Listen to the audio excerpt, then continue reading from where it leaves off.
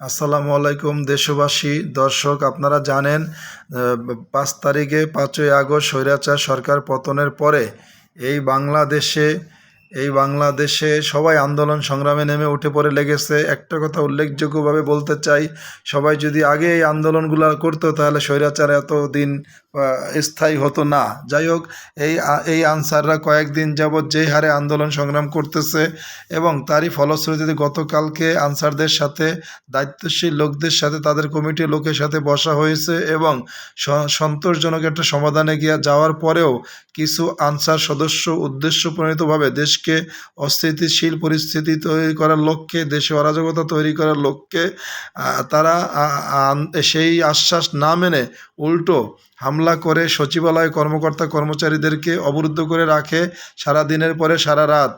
যখন রাত 10টা বাজে তখন সমন্বয়কারীরা যখন যায় তাদের সাথে কথা বলতে, তখন তাদেরকে তারা ইট পাটকেল নিক্ষেপ করে, এক পর্যায়ে গুলি পর্যন্ত করে এবং সেই সমন্বয়ক হাসনাত আবদুল্লাহ তাতে আহত হয়ে এখন সিএমএইচে আশঙ্কাজনক অবস্থায় আছে।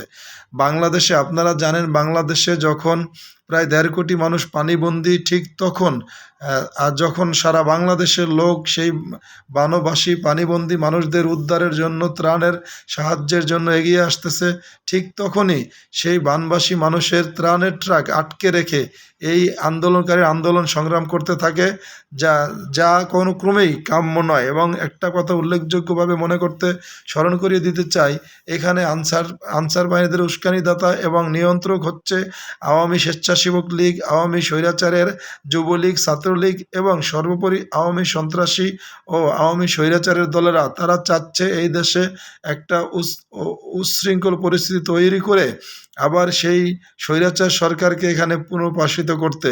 কিন্তু এই বাংলাদেশের ছাত্র জনতা যে গণ অভ্যুত্থানের মাধ্যমে তাদেরকে একবার হটাইছে, সেই স্বৈরাচার সরকারকে এই বাংলাদেশে আর পুনরুত্থান করা সম্ভব না, করতে দেওয়া হবে না ইনশাল্লাহ।